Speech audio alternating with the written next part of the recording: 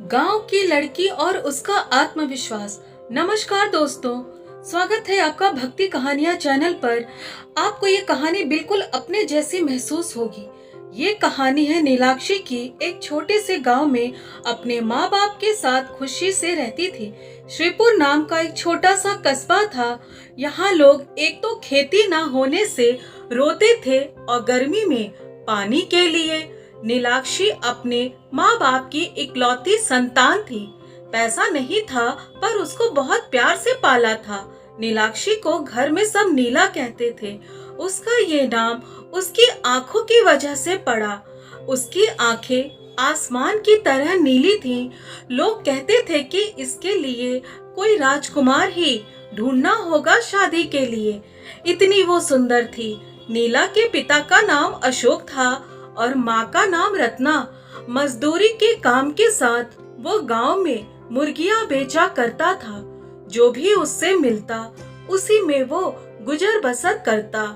अशोक बहुत मेहनती था पर उसके गांव में और कुछ करने लायक नहीं था, इसलिए वो शहर जाकर मुर्गियों की दुकान लगाना चाहता था। वो नीला को सारे सुख देना चाहता था जो उसको कभी नसीब नहीं हुए।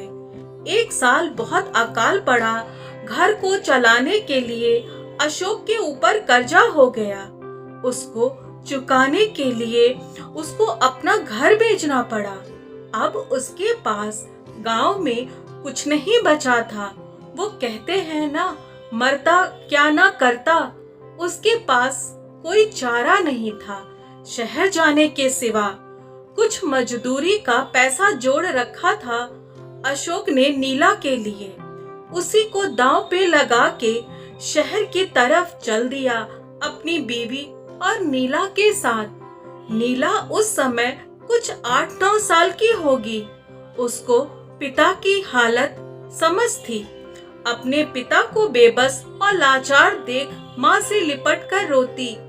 वहाँ पहुंचकर अशोक ने एक छोटा सा कमरा किराए से लिया। साथ में दुकान लगाने की जुगाड़ के लिए वो दिन रात जो मिले वो काम करता। एक दिन काम से आते वक्त मुर्गियों की एक दुकान दिखी। उसने अपने कदम उसी तरफ मोड़ लिए। वहाँ पहुँच के काम के बारे में पूछा तो वहाँ काम भी मिल गया। अशोक यही तो चाहता था। पगार कम थी पर उसको वहाँ बहुत कुछ सीखने को मिलता, इसलिए वो वहाँ काम पे लग गया। अशोक ने उसकी बीवी और नीला से घर पहुंचकर खुशखबरी दी। उसकी बीवी रत्ना ने कहा, आपको भी यही चाहिए था, सो मिल गया। कुछ रुपए जोड़ लेंगे, उसके बाद अपनी खुद की दुकान लगाएंगे। घर में खुशी का माहौल था। कुछ दिन बीत जाने के बाद अशोक ने अपनी दुकान बना ली। उसका पुराना मालिक बहुत अच्छा इंसान था। उसी ने उसको दुकान लगाने में मदद की। अशोक और उसके घर वाले काफी खुश थे।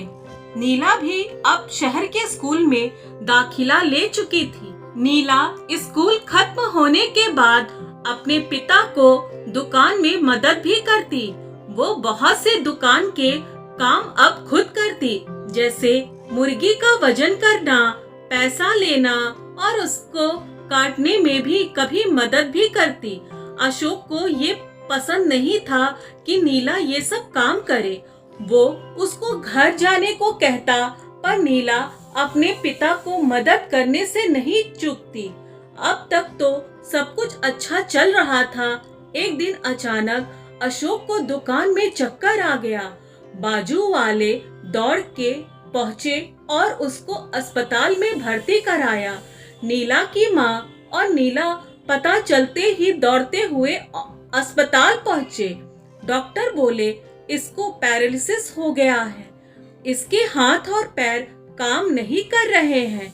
अगर दवाई से ठीक हुआ तो अच्छा है, वरना भगवान मालिक। रत्ना पर तो मानो आसमान गिर गया था। उसको कुछ भी सूझ नहीं रहा था, बस रोए जा रही थी। साथ में नीला भी। अब हमारा क्या होगा सोच के उसके आंसू थमने का नाम नहीं ले रहे थे। दवा दारू का पैसे जैसे तैसे अदा कर अशोक को रत्ना घर लेकर आती है, पर सोचती रहती है कि अब घर चलेगा कैसे, दुकान को अब बंद करना होगा। यही सोच में सदा वो रहती।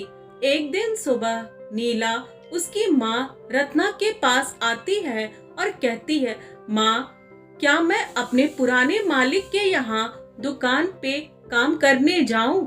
रत्ना चिढ़ती है, अरे लड़कियां भला मुर्गियों की दुकान में काम करती हैं, तुझे कौन काम देगा? तब नीला माँ को अपने काम के बारे में सब कुछ बताती है कि कैसे वो अपने पिता को दुकान में मदद करती थी। माँ अनचाहे मन से नीला को अपने पुराने मालिक के यहाँ लेके जाती है। मालिक को सब खबर होती है उनकी। घर के बाहर देखते ही वो खुद बाहर आता है और खैरियत पूछता है।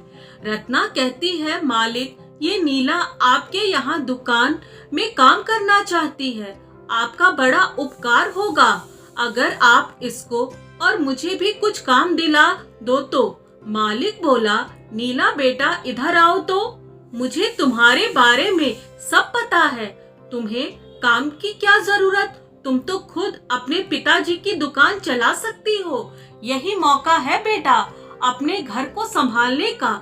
ये सुनते ही नीला को बहुत अच्छा लगा। उसने तभी ठान लिया कि अपनी दुकान वो खुद चलाएगी।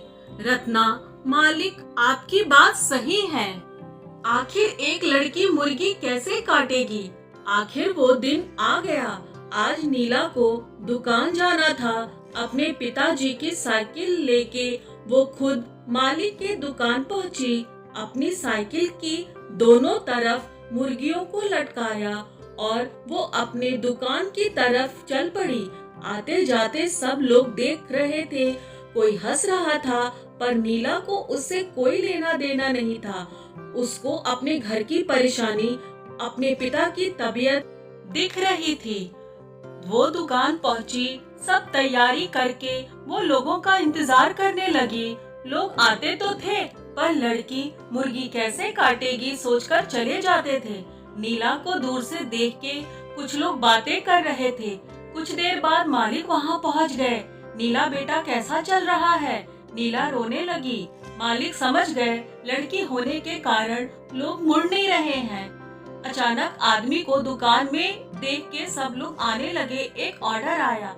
मालिक ने नीला को इशारे में मुर्गी काटने को बोला। नीला ने झट से काम शुरू किया। लोग ये देखकर हक्का बक्का रह गए। इतनी छोटी और वो भी लड़की क्या सफाई से काम कर रही थी। ये बात आग जैसी फैल गई। लोगों की भीड़ उमड़ पड़ी दुकान में। कोई मुर्गी देखने आया, कोई सिर्फ नीला को देखने।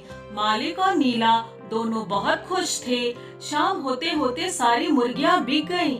लोगों ने फिर से बातें करना चालू किया। जब नीला घर की तरफ जा रही थी, लेकिन इस बार कोई हंस नहीं रहा था। सब लोग नीला को शाबाशी दे रहे थे। नीला ने अपने घर को सहारा दिया। एक लड़की होके लड़के से भी बड़ा काम किया था। नीला की माँ और पिताजी बहुत खुश थे। अशोक उसको देख खुद को रोने से रोक नहीं पा रहा था। कुछ ही दिनों में अशोक को 3 पहिए वाली साइकिल से नीला दुकान लेके जाने लगी। ग्राहक दुकान में आने लग गए थे। अशोक ने आवाज लगाई, नीला, इन भैया को 1 किलो मुर्गी। ये सुनते ही नीला अपने काम में जुट गई। तो दोस्तों, ये थी नीला की कहानी। चैनल को सब्सक्राइब जरूर करें और वीडियो को लाइक शेयर करें। नमस्कार।